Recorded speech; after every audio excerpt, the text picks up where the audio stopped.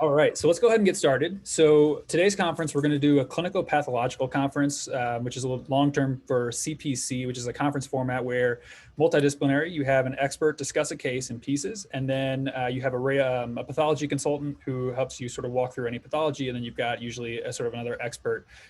In this case, Dr. Connors will function as that, as well as Braidie, Sarah, and Priscilla. So thank you all for helping out today. In addition, we've got a guest who's logged on as patient 0, who is actually the patient involved in this case. And so we're going to talk through the case for about the first 30-ish minutes or so. We're going to do about 10 minutes of pathology review with Susan Potterveld, one of our pathology residents. And then we're going to end with about 10 minutes of talking to the patient. So it should be a lot of fun. So with that, Braidie, Sarah, and Priscilla, I'm going to give you the first piece of information, and I'll say in today's conference, I'm not hiding any information from you. So we're not going to go through a typical review of systems. I'm just going to give you every piece of information and basically 4 separate aliquots of info, and then just have you guys talk through the case out loud. So first piece of info, I'm going to give you the HPI for this person. It's a 31-year-old male. Chief complaint is dyspnea on exertion and hypoxia. So 2 to 3 months of progressive exertional dyspnea. Patient noted reduced exercise capacity on his Peloton. Noted his difficulty completing workouts and a decline in exercise tolerance. Symptoms progressed to shortness of breath and tachycardia when climbing 2 to 3 flights of stairs. In addition, he began to get pulse oximetry alarms on his Garmin watch. He also developed a non-productive cough primarily in the morning and presented to the ED following a near syncopal event after climbing 3 flights of stairs at work. So in this patient's chart, he also gave us a picture of his home pulse ox just to confirm the hypoxia. And that's a picture of his home pulse ox after 2 separate Peloton workouts. So that shows a pulse oxygen saturation of 79% and a heart rate of 169 and 170. No prior medical history, no surgical history. Mother has asthma and he's not on any medications. So with that, to our discussants, take it away.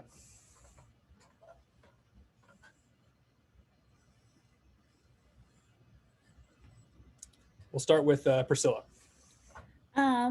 Okay, so I guess some of my first questions, this is here. I mean, he hasn't grown up somewhere funny. Yes, this is here in Colorado, and it's taking place in April of 2020.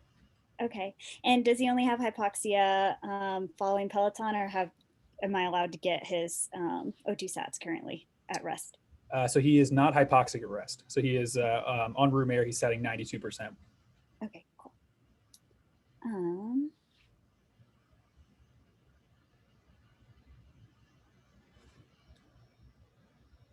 And Sarah and Braidie, what do you guys, and Priscilla, so what are you guys thinking when you hear this HPI and sort of this history? What sort of goes through your head? I guess we kind of have like 2 things going on here. We have both like dyspnea and hypoxia, and we can think of things that cause both. You know, and the fact that this person has just only like dyspnea on exertion can sometimes point to certain things like pulmonary hypertension or things like that. In terms of hypoxia, you know, I always kind of think about like the 5 different causes of hypoxia. It's like decreased FiO2, decreased ventilation, shunt, VQ mismatch, and then like low DLCO or diffusion. This doesn't really seem to be like decreased FiO2 because, you know, they're normoxic at rest. I don't think he's decreased his ventilations when he's riding Peloton. So I think we can count that one out. I mean, I guess like shunt is a possibility, but then it would only occur, it would be a shunt that only occurs like on exertion. VQ mismatch is certainly a possibility. Decreased DLCO, I think that would also like impact him at rest as well. But maybe it's just to a, you know, low enough threshold that it's not affecting him at rest yet. So I think those are all like possibilities and things that we have to think of like causes for all those different kind of things. Awesome. Sarah, that's fantastic. So really like a very thorough walkthrough of each way to cause hypoxia with the fact that you're now focusing on one of sort of these 3 issues right here. So really nicely done. And then Braidie, anything to add to Priscilla and Sarah? I think I love that, Sarah, going through the hypoxia differential. I think just going back to the kind of initial complaint of the dyspnea, I think just going through kind of what systems could be causing him to be dyspneic. So whether that's pulmonary, He now developed, this cough. Is there an infectious process going on? It's seems to be exertional only. So is there an airway issue? Does he have some underlying exercise-induced asthma? Does he have something, I think, Sarah, you mentioned pulmonary hypertension. So is there something going on in the vasculature? Is he throwing small, PEs or something that might be contributing? Thinking about alveoli being involved, so infectious process with this new cough. He's pretty young and sounds like he's living in Colorado, doesn't have any funky, weird exposures unless you reveal that in the next aliquot to think that there's kind of some interstitial lung disease or something else going on. And then just thinking about like other things like cardiac disease. Again, pretty young to have heart failure. Doesn't seem like he has other risk factors that we know of with his negative medical history. But other things in terms of maybe he's got new arrhythmia or has had an arrhythmia this whole time that's caused some kind of cardiac pathology. Other things, common things being common, I guess, anemias, but again, doesn't totally fit with this story. And then neuromuscular kind of as like a last bucket, chest wall stuff. And then just thinking of like deconditioning, but it sounds like he was doing just fine on his Peloton before this. So unlikely that this is that. But that's kind of, I guess, where I would just go with the dyspnea and my initial line of questioning.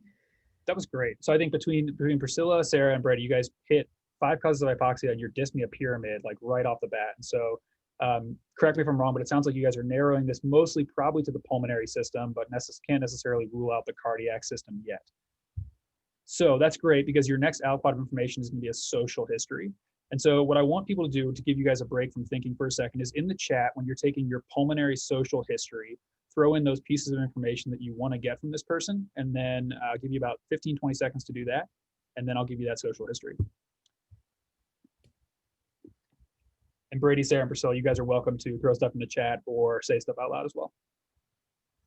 And Danny, I'll throw something in during the 20-second pause here, which is Braidie sort of alluded to this, that she mentioned anemia, but said that really shouldn't be the cause here. Anemia really should not give hypoxemia because the laser light is going to read the cells that you have, which will be 100% oxygenated unless there's something else going on. So correct that it can cause dyspnea, other things, but should not cause hypoxemia.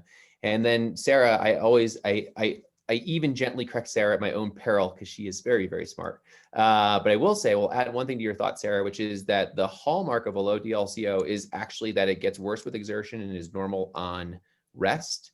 And so I think you might actually be looking for a process that's going to have diffusion capacity issues, maybe even out of proportion to shunt and VQ mismatch issues, but certainly living alongside those.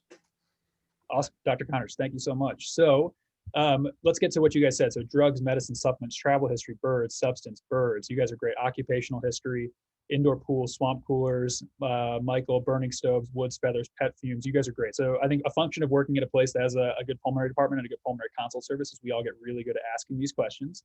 So let's go ahead and give you some of that history. So here's your social history. So occupation, he's a healthcare professional. He's never smoked, he's never vaped. He's used social alcohol, doesn't use drugs, no allergies, no animal exposures, including birds, no mold or hay exposures, no asbestos exposure. Humidifiers, he says yes to that question. He says he's used to create an ideal climate for tropical plants. Heating, cooling, and swamp coolers. He has a central AC and heating system. No swamp cooler. Symptoms are worst in the morning and after exercise at home and are best at the end of the workday. He says he skis and he has tropical plant gardening within his home as well. So back to our discussants. What do you guys make of the social history?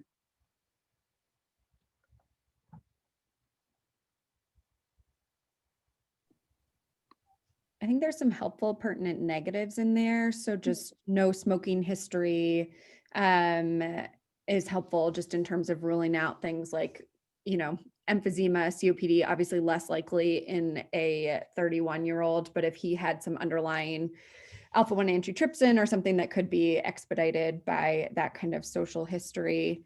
Obviously the tropical plants and humidifiers, I don't know how giant this humidifier is, but definitely raising a bit of a red flag. It's very impressive. I can't keep anything alive in my house. So the dedication to keeping the plants alive is excellent. But yeah, that's definitely, I guess, raising suspicion in my mind, but some good pertinent negatives coming from it as well. I almost wonder if there's an exacerbating factor at home because his symptoms are worse in the morning, whereas when he's away from home at the end of the workday, he feels better, doesn't have any issues. So there's that. I wonder if he only exercises at home and if he has these issues just at home too. That would be kind of weird, but just something to consider.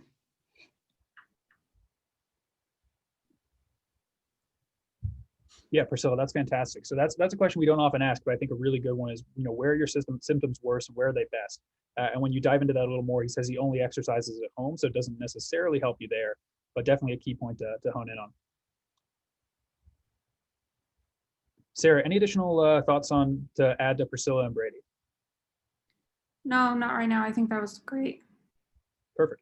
And so, Braidie, you mentioned that the red flag, the humidifier in the plants, and Priscilla mentioned at home. What is that triggering for you? Like, what red flag? What is flying that red flag right now? I think just as Priscilla mentioned, the association between location and timing of these events. And if it was more of a global environmental exposure, would expect it to not be better by the end of the workday when he's away from home. Same with like other environmental exposures, tobacco use, et cetera, that wouldn't necessarily have a temporal relation to the day. So I think that's where I was going with that.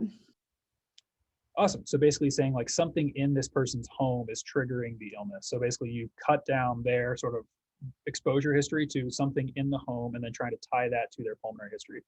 I think that's fantastic. All right, and then so in the chat we see Melanie says seems like a good place for mold. We'll get to a physical exam here in just a second. Okay, so what I want to do right now is before we get into the next piece, which will be vitals, exam, and labs, I want to give you Priscilla, Braidie, and Sarah. Give me your differential right now for this patient.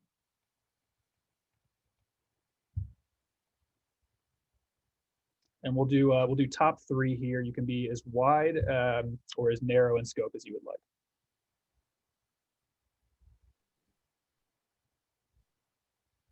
I mean, I guess hypersensitivity pneumonitis, I think is definitely on the list, given these exposures and potential mold exposure.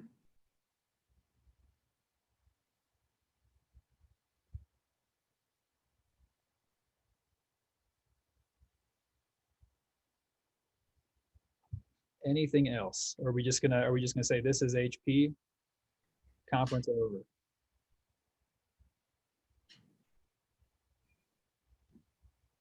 You can throw asthma on there.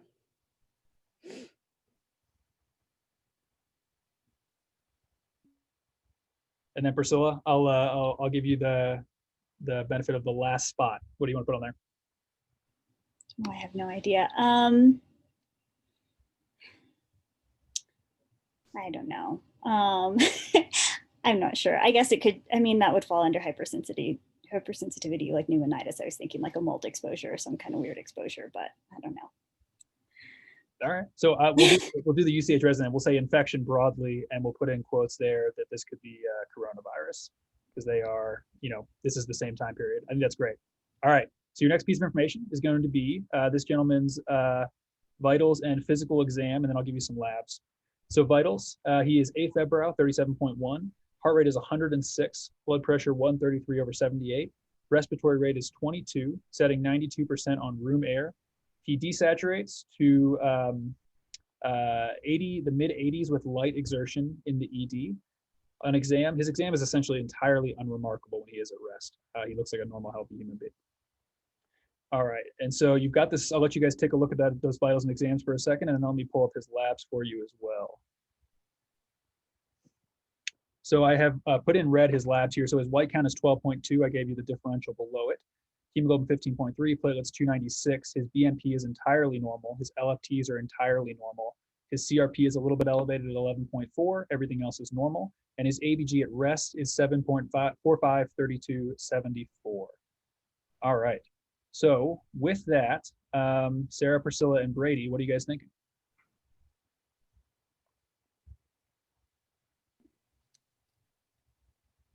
There's some sort of like inflammatory process going on. The PMNs almost makes me think maybe more infection, but I don't know. That's kind of weird. I think it's weird that a CRP is also elevated. That kind of suggests that something's been going on for a while. Yeah, and I think kind of going back to like our original differential for like dyspnea, so thinking about like both cardiac, pulmonary, and other causes as well. You know, cardiac wise, yes, they're tachycardic. We can get an EKG just to make sure it's like sinus rhythm. But otherwise, you know, this person is hemodynamically stable, so it doesn't seem, you know, to be causing anything at that point. And then, you know, no edema on exam, no JVP, troponin is negative, BMP is negative, doesn't really seem to be like heart failure. So we can kind of take that one off the table. The patient isn't acidotic at all, so that's good as well. You know, it is kind of pointing to like more of a primary pulmonary process, and then some kind of like increased inflammation given the elevated CRP and leukocytosis. And kind of when I think of inflammation, the clinical problem solvers taught me this mnemonic like IMADE. So infection, malignancy, autoimmune, drugs, or endocrine processes. So all of those could kind of be involved and should be kind of worked up for this person. Excellent. Yeah, that's awesome. Sarah, Priscilla, Braidie, that was great. I think that's a great way to look at it. So Priscilla narrowing in on the time course there. So looking at that CRP and saying maybe this has gone on for a little while, which kind of confirmed that 2 to 3 month history initially. And then you guys narrowed in, right, that this is probably an inflammatory process. So concern for infection. And then Sarah's excellent, you know, I made mnemonic. So you guys have been done exceptionally well so far. So I want to give you guys the chance now. Would you like to get, you'll get imaging next in your sort of next piece of information. You have chest x-ray, which you can start with, or you can jump right to more dedicated chest imaging, or you can start with a TTE. So let's start with the chest x-ray because that's what we would have initially. Just make sure there's no glaring and consolidative or infectious process. Excellent. So here's your chest x-ray. And I will say, Braidie, give me your focused read for this chest x-ray. Okay. Overall, pretty unremarkable. It does look like there's some increased markings kind of in the hilar right more than left, but no consolidations that I can pick out that are, you know, glaring, no effusions. As Sarah kind of mentioned, we were thinking about cardiac processes, but clear costophrenic angles, no clear consolidations, maybe some increased vascular markings. And so a CT scan is going to be very helpful for kind of further differentiating that. I'm not sure if Dr. Connors or one of my very esteemed intern colleagues can pick out more, but that's my focused read. Dr. Connors, do you have any thoughts on this chest x-ray? No, Brady's great. It's a great read. There's not much here. There may be some subtle things in that right cardiophrenic angle, but it's also the #1 overcall area on chest x-rays. And so I agree. This is probably gonna be one of those cases where the CT is much more revealing than the chest x-ray would be. I do want to maybe, Dan, just offer one thought before we go too much further, is that our differential, our top 3 includes HP, asthma, and coronavirus. I think coronavirus is a great thought because I believe this case is in the height of the coronavirus time. Although if we believe the history of 2 to 3 months, that would not be possible. Asthma also won't cause. And so I want to make sure that we don't move forward with just one thing in the differential. I think we should certainly be thinking about like, what are the other things that cause 2 to 3 months of worsening dyspnea and hypoxemia? Because otherwise we're left with just one thing. That's a wonderful question. So I'll throw that back to the group as well as to people in the chat, people of the chat. What do you guys think? So 2 to 3 months of symptoms, dyspnea, hypoxemia. What else do we want to add to this? Danny, for 1 second, can you just scroll down to the labs? I'm trying to remember if I saw EOs broken out. Okay, thank you.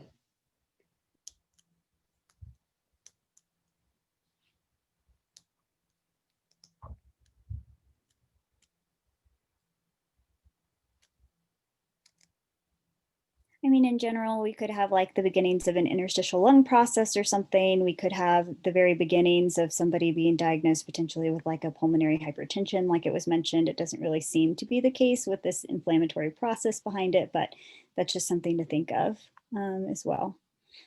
Yeah, Priscilla, that's fantastic. I think that's what Dr. Connors was going for, is keeping that differential really broad. So normal chest x-ray, what else could we see on a CT scan, among that being sort of this big bucket of ILD and then pulmonary hypertension as well. So excellent job there. All right. So you guys have a choice next for CT. Would you prefer to get a CT chest without contrast or a CTPE? I'd want to get a CTPE. I don't think it's a PE, but he's like tachycardic too. He has some of those other things that make us worry about PE. It doesn't fit the time course, but I think that we should. It'll show us the same kind of stuff and give us some extra information too. All right, I like that. So putting your nickel down, you said you want the CTPE, and the CTPE you shall have. So we're going to run through the CTPE now. This is a 30-second clip. I went slowly. So what I'm going to do is I'm going to have, if you see an abnormality, type it in the chat, and then we're actually going to have Dr. Connors be our official radiologist here and give us his read as well. So our participants will be saved from having to read this. And I'll go through it twice.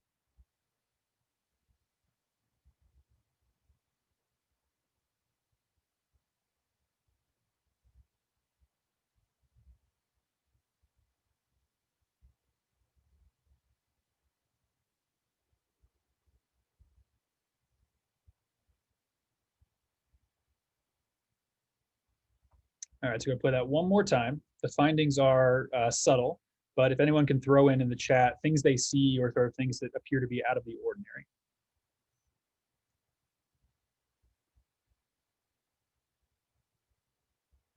Great, so Braidie says no PE, which is perfect. There is no PE on this scan.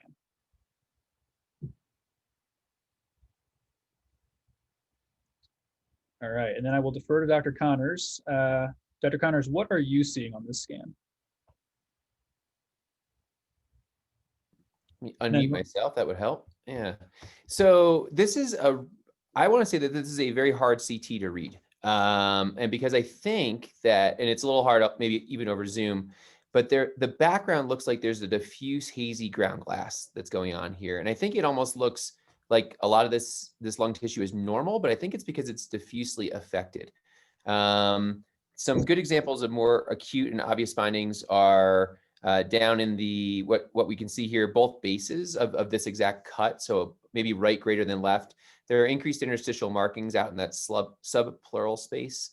There are a couple, yes, certainly it's worse at the bases. That's where it becomes fairly obvious that there's diffuse ground glass there. There's no consolidation. There's not much reticulation. And so this really looks like a true alveolo-interstitial pattern, which is sort of such a hedge. I hate doing that, but that's what it is. There's also a couple areas of bronchial cuffing here. I would not say that there's any true bronchiectasis, which is going to be important when you're thinking about interstitial lung diseases, but there are a couple of places where the bronchi are more prominent, although they're not enlarged. And I think we can appreciate those. And then there's even a few, and Danny, that's a good place maybe right there to stop. In the right side, maybe at the 10 p.m. position, there's a couple of ground glass nodules that you can really appreciate. And they're also in that subpleural area. Yep, that's a great example of one right there. So this has a diffuse ground glass haziness with some ground glass nodules. It is panlobar. It's in all areas. It's worse at the bases. And there might even be a hint of a micronodular pattern, which again, does not help you a ton with your infectious versus ILD distinctions, but that's everything I see. And these cuts right here, this is an area that in the right lung, if we start from the hilum at the 6 p.m. position, there's a fairly prominent bronchi. And you see that bronchi traveling out about halfway. Yep, that's exactly right. It needs to go 2/3 of the way out to be called bronchiectatic, although that is more than I would expect in an average human. And so it makes me think that, given 2 to 3 months of symptoms, could there be some small degree of bronchiectasis occurring from whatever this is. Perfect. That's why he's a pulmonologist. That was fantastic. And I'll also say that the people in the chat, so Miranda, Braidie, and Melanie, you guys were also correct as well. So the official final read on this was subtle mosaicism with a background of sort of diffuse ground glass opacities, and then diffuse centrilobular nodules. And so I think those are things that we see a ton on a CT scan. So I'm going to give you two quick pictures real quick here. So let's talk about the centrilobular nodules first. So these are cuts from the CT scan on the left, and this is an image I found online on the right. And so centrilobular nodules, typically about 5 to 10 millimeters from that pleural edge, where you see these sort of ground glass nodules like Dr. Connors was talking about. And so if you look at our patient's scan and sort of this, this kind of general area on both sides, you can see that there are just more dots than usual. And those are those centrilobular nodules that you're looking at. The next thing, which Dr. Connors brought up, was this question of mosaicism, which we see a bunch. So we've got our patient's scan on the left, and then we have that classic example of mosaicism on the right. And if you can believe me here, this portion right here is a bit more black than this portion right here. And so when Dr. Connors said that he thought there was sort of diffuse ground glass and maybe it looked normal, but it's actually just because there was an abnormality everywhere, he was exactly correct. So the differential, Dr. Connors, what is your differential for centrilobular nodules with mosaicism? Yeah, so this is going to be any inhalational process can do this. So it can be an allergic alveolitis, like an HP that folks are worried about can give you this. It can also be any of the inhalational dusts. It's, you know, a little unusual for it to be so spread across the lung, although it can be depending on the degree of exposure and how acute it was. And then you can also think about, it's worth considering infections. So miliary TB can give you a large nodular pattern like this. And then some of the cancers, you should see more perilymphatic spread when you're thinking about cancers that spread to the lungs, but occasionally you can see them that look like they have centrilobular nodules. So I would include that as well. Perfect. So I just want to point out that our applicant's differential right here, so HP, asthma, and infection, looks remarkably similar to Dr. Connors' differential as well after getting some imaging. So you've got this abnormal CT scan. You have the rest of this history. For Braidie, Sarah, and Priscilla, what would you guys like to do next?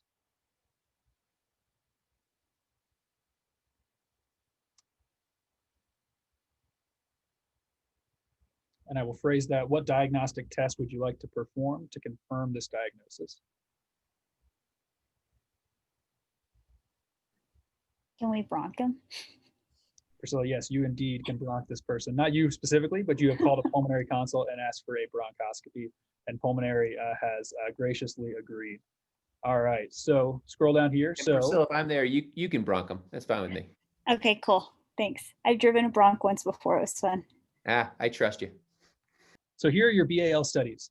So this person will go ahead and tell you right now. So notable stuff on here, their body fluid segs were 21, lymphocytes were 31%, monocytes and macrophages 37%, EOs 2%, other cells 9%. For the discussants, is this a normal or abnormal bronchoscopy?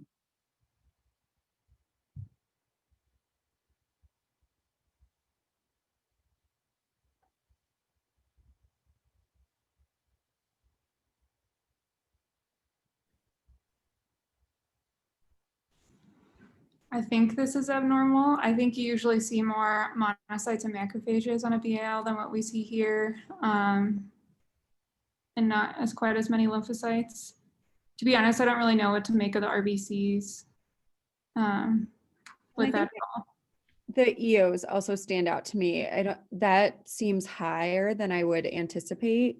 But I agree with Sarah's interpretation of the rest. I would, I'm not sure about the monos though, Sarah, sorry. That's fantastic. So Sarah, Braidie, you guys are correct. This is an abnormal bronchoscopy. Specifically, there are too many lymphocytes. There are too few macrophages. And you know, it's just a little bit over, but there are also too many eosinophils. So what are the normal values? Because we don't talk about this a lot. So your normal lymphocyte count should probably be 10 to 15%. Macrophages should be greater than 85% in a person who's not a smoker. That's a key distinction here. And then your EOs should be less or equal to 1 typically. And so this person has a predominance of lymphocytes, too few macrophages, and 2 eosinophils. So quick teaching point here, because we don't look at this a ton. So what is our differential then when we see a lymphocyte predominance on a BAL? So BAL with lymph.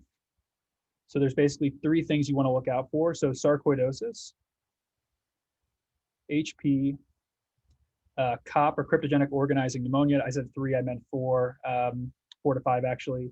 lymphoproliferative disorders, including cancer, and then NSIP, nonspecific interstitial pneumonia. So if you see essentially greater than or equal to 15% lymphs on your BAL, it narrows your differential pretty nicely. The best part, though, is that when the pulmonology team was in the bronch suite, they also took some transbronchial biopsies as well from the right lower lobe. And so with that, I'm going to stop sharing, and I'm going to turn this one over to Susie Potterveld, who is one of our pathology residents here at the U, to give us her take on the transbronchial biopsies. All right, thanks, Danny. Let's see if I can start sharing here.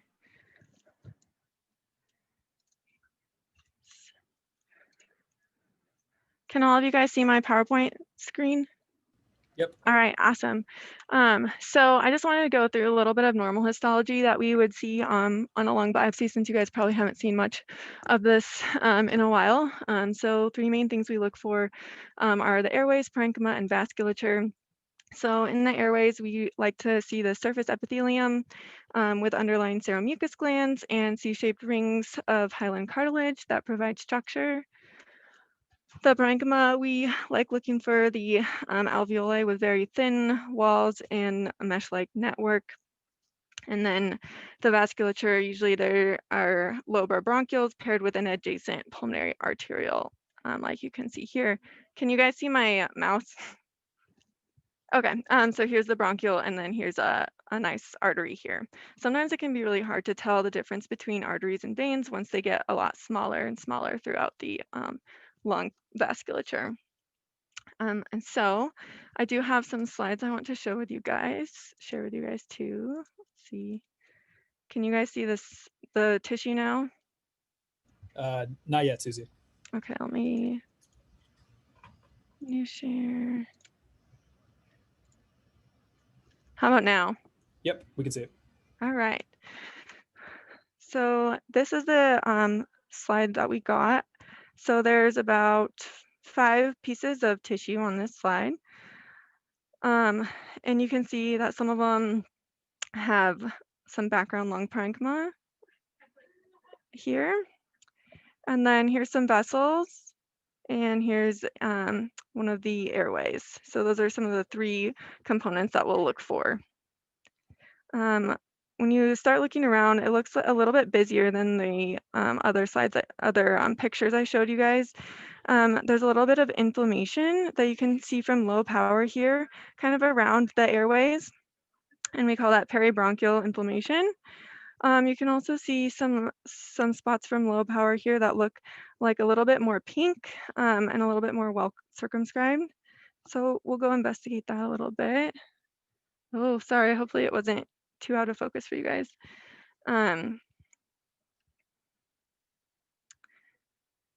So you can see these spots a little bit better now. Right here is one, and then to the side, there's another one right here. So these are what we would call maybe like very ill-defined granulomas. There's even a better one on a different section. Find it for you guys. Right here, center it. There's what's starting to look like maybe a giant cell, and that you can often see with granulomas. And then an additional finding in this case, here you start seeing these kind of fibrous, wispy bodies that we call Masson bodies, and they're a classic feature of like an organizing pneumonia type picture.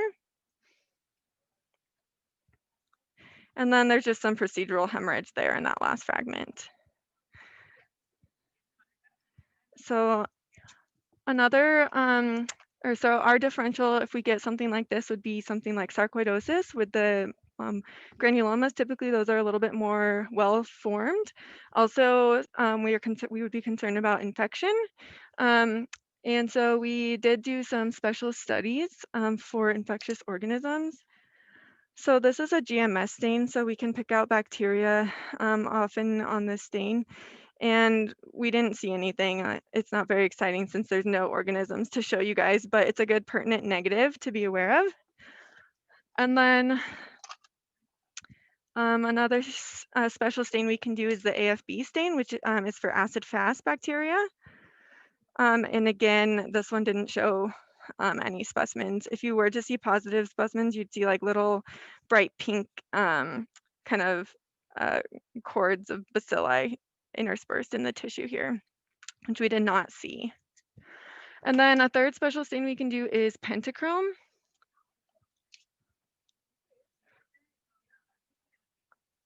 which is what I have here. And this highlights some of the different tissue types that we can see better based on the different colors. And there was one spot in here that was pretty good for vague granuloma / organizing pneumonia, kind of where the fibroblastic plugs were. So kind of this green tinged area in here around this kind of more ill-defined granuloma / fibroblastic plug is what we see on the pentachrome stain. That's probably the best spot I could find of it. You can also see here the pentachrome stain highlights the elastin in the vessel wall. And then the yellow is collagen, and if it's really bright red, that can help pick up fibrin. So those are some of the things we looked for. I didn't show you on high power the inflammation. We want to look at what the components of the inflammation are. And so here you can see a little bit of it in the middle there. And this is mostly just lymphocytes, which kind of correlates well with the BAL studies that you guys had. There's no real eosinophils that pop out or other inflammatory type cells. All right, so just gonna go back to my PowerPoint here.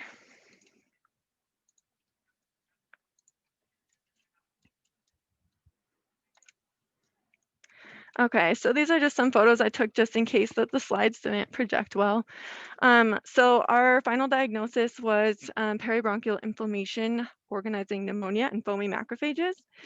And it's not entirely specific for hypersensitivity pneumonitis, can also be seen in infection, drug reaction, and other processes, which is why it's really important to correlate with the clinical and imaging findings as well.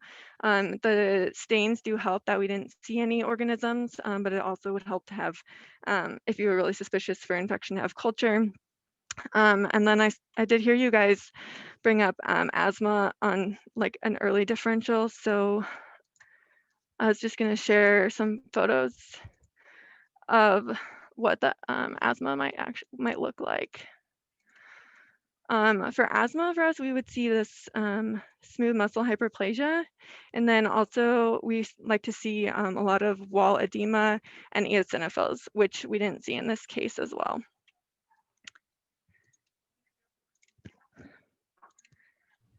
Awesome, Susie, that was fantastic. That was really helpful. We don't see a ton of path, and to be able to correlate that was great. Keep going. Yeah, you're welcome. No worries. I just was going to share a few more things. So the two main features to look for in hypersensitivity pneumonitis would be organizing pneumonia and non-caseating ill-defined granulomas, which we saw both of those in this case. So it does fit really well with hypersensitivity pneumonitis. And then again, I told you a little bit of our differentials would be sarcoidosis, but you would see better formed granulomas. UIP, which you guys kind of got of like a interstitial fibrosis type picture, we would see a lot more fibrosis, which could also be highlighted on that pentachrome stain. All right, that's all I had. Let me stop sharing. That was fantastic. I'm going to give our residents a couple minutes to ask you any questions they may have. So anyone in the chat, any additional questions for Susie?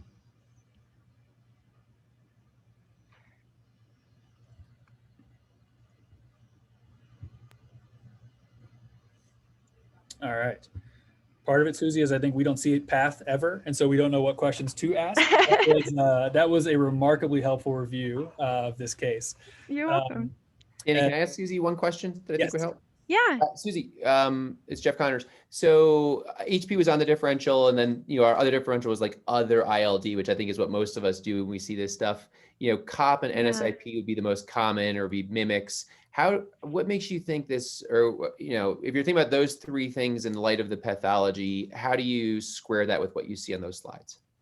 Yeah, so that's a very good question. A lot of it, it comes down to correlation with the clinical findings. If they had diffuse findings on their x-ray, there's also, if we have different biopsy samples, if it looks the same on all of the different biopsies, we could say it's more of a diffuse process. If we see it on just one single biopsy sample, it makes us think maybe this is more focal, more like a focal pneumonia type process rather than a diffuse interstitial process. But yeah, it can be really challenging. Thank you. Yeah, great question. Awesome. So discussants, with all of that taken together, so Susie's wonderful pathology read, your excellent differential, the way you work through the case, I can tell you that the final diagnosis in this case was hypersensitivity pneumonitis. And just to sort of reiterate the importance of your initial history and exam, if you zoom back in on the social history here, the pulmonary consult service put together the tropical plants, the humidifier exposure, which had started essentially 3 months prior when COVID started. This person started doing a bit more indoor gardening and trying to keep his climate cool for his plants. They put all that together and they said that this was hypersensitivity pneumonitis from a humidifier exposure. And they recommended allergen avoidance. The patient did not receive steroids and was discharged after a 2-day hospital course. So with that, I'm going to go ahead and reveal the patient here. So patient 0, if you would mind sharing and starting your video. Thanks, Danny. I think some of you probably already knew the case a little bit, but for those of you who don't know me, my name's Josh. I'm one of the hospitalists at the U. I just graduated residency in the spring. So some of my colleagues actually lived through this diagnosis with me. One caveat to the case, my significant other, who's trying to wrangle in our young puppy child right now, is actually the plant fiend. I did not do this to myself. No. I think she personally was sabotaging me slowly during our stay at home and quarantine during COVID. That's awesome. So Josh, thank you for volunteering your case today. This is actually, it's a fantastic teaching case. It's amazing that we had pathology, the BAL studies, and you in general. And so Josh, one of the things that you wanted to talk about was your experience as a patient in the hospital. And so Josh put together this really excellent timeline for his first 24 hours in the hospital. And so I'm going to go ahead and let Josh tell us a little bit about what that hospital experience was like. Yeah, I think, in med school, we called this kind of the soft sciences. So I'll try and keep this brief, but, I'm not going to say it was, ever a great thing to be admitted to the hospital, but it really kind of provided some insight on being a patient. So if you just look through this timeline, by the time I got into the ED at 1, I mean, you're looking at maybe an hour to 2 hours of downtime from vital signs to labs to images, consents. And so really my takeaway here was, it's no wonder that patients, A, get delirious. I mean, you're sleeping maybe 2-3 hours at night, B, no wonder patients get frustrated in an academic setting, having to go through their HPI, their physical exam 5, 6, 7 times with a med student, a resident, and attending a consult team. And some of that is kind of just the nature of the beast and being in academic medicine. But if there's anything that we can do to limit that, does a 31-year-old really need vital signs overnight? Does a 31-year-old really need a CBC and a BMP, because that's what we do in hospital medicine? And so just trying to be mindful of those things. Having an IV in your AC sucks. You can't move your arm. Although we think a labs is pretty benign, that they're not fun to get at 4 a.m. All of these things have consequences. And so that was, kind of an interesting insight that I took away from this whole thing. Yeah, that's fantastic. I think it's especially during COVID when, family wasn't involved in the hospital and it was even more isolating. I think that was, it's a really great teaching point. And then just Josh, from a physical perspective, how did you feel being hypoxic? Like, what did that feel like? And how did it feel in those kind of 2 months on your Peloton? Yeah, I'll be honest. I just thought I was just getting fat and being like a resident.